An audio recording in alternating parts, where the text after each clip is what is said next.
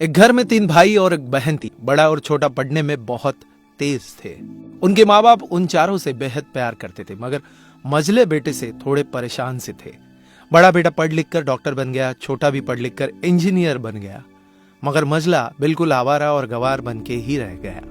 सबकी शादी हो गई। बहन और मझले को छोड़ दोनों भाइयों ने लव मैरिज की थी। बहन की शादी भी अच्छे घराने में हुई थी। आखिर भाई सब डॉक्टर इंजीनियर जो थे। अब मझले को कोई लड़की नहीं मिल रही थी। पिताजी भी बहुत परेशान थे और माँ भी।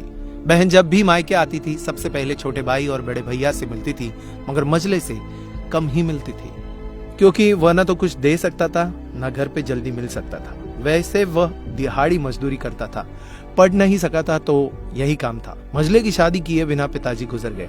माँ ने सोचा कहीं अब बंटवारे की बात न निकले, इसलिए अपने ही गांव से एक सीधी सादी लड़की से मझले की शादी करवा दी। शादी होते ही न जाने क्या हुआ कि मझला बड़े लगन से काम करने लगा।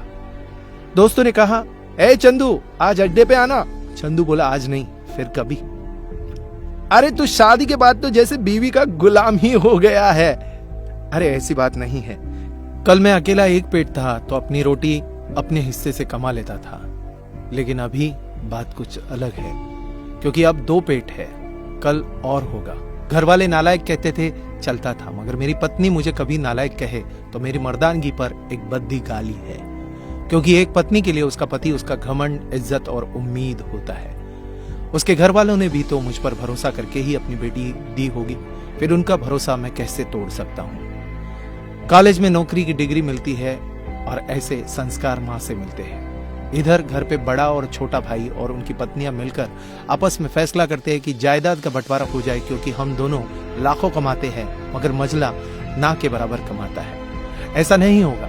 माँ के लाख मना करने पर भी बंटवारे की तारीख तय होती है। बहन भी आ जाती है, मगर चंदू है कि काम पे निकलने के लिए बाहर आता है।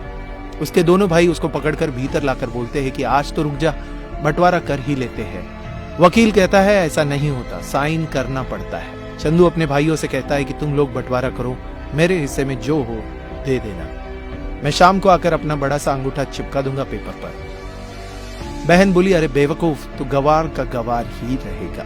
तेरी किस्मत अच्छी है कि तुझे अच्छे भाई और बहन मिले हैं। फिर माँ बोली, अरे चंदू आज रुक जा, बंटवारे में कुल 10 बीघा जमीन में से 2 भाई 5-5 रख लेते हैं और चंदू के लिए पुश्तैनी घर छोड़ देते हैं। तभी चंदू जोर से चिल्लाता है, अरे फिर हमारी चुटकी का हिस्सा कौन सा है? दोनों भाई हंसकर बोलते हैं, अरे मूर्ख, बंटवारा भाइयों में होता है, बहनों के हिस्से में सिर्फ उसका मायका ही है। चंदू कहता है, ओह, शायद पढ़ा लिखा न होने में ही मूर्खता है। ठीक है, आप दोनों ऐसा करो, मेरे हिस्से की वसीयत मेरे बहन छुटकी के नाम कर देना। दोनों भाई चकित होकर बोलते हैं, और तू? चंदू माँ की ओर देखकर मुस्कुराते हुए बोलता है, मेरे हिस्से में माँ है ना, उसको मैं संभाल लूंगा। फिर अपनी बीवी की ओर देखकर बोलता है मुस्कुरा के, क्यों चांदनी जी, क्या मैंने गलत कहा? चांदनी अपनी सास से लिपट कर कहती है, इससे बड़ी वसीयत क्या होगी मेरे लिए कि मुझे माँ जैसी सासू मिली और बाप जैसा ख्याल रखने वाला पति। बस यही शब्द थे जिन्होंने बंटवारे को सन्नाटे में बदल दिया। बहन दौड़कर अपने गवार भैया से गले लगते हुए रो रही थी, माफ कर दो भैया, मुझे क्यों नहीं समझ में आया कि आप इतने महान हो। चंदू अपनी बहन से कहता है, इस घर में तेरा उतना ही अधिकार है जितना हम सबका।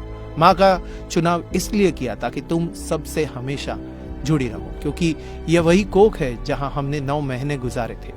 माँ के साथ तुम्हारी यादों को मैं हमेशा देखना चाहता हूँ। दोनों भाई दौड़कर मझले से गले मिले और रो रो कर कहने लगे, आज सचमुच तू बड़ा हो गया है। सबकी पलकों में पानी ही पानी, सब एक साथ फिर से रहने लगते हैं। जब लोग अनपढ़ थे तो परिवार एक हुआ करते थे। मैंने टूटे परिवारों में अक्सर पढ़े लिखे लोग देखे हुए हैं। अगर आपको ये कहानी अच्छी लगी हो तो आपकी कमेंट नीचे बॉक्स में जरूर बताइएगा, और अगर ये वीडियो अच्छा लगा हो तो लाइक कीजिएगा, शेयर कीजिएगा ज्यादा से ज्यादा लोगों तक।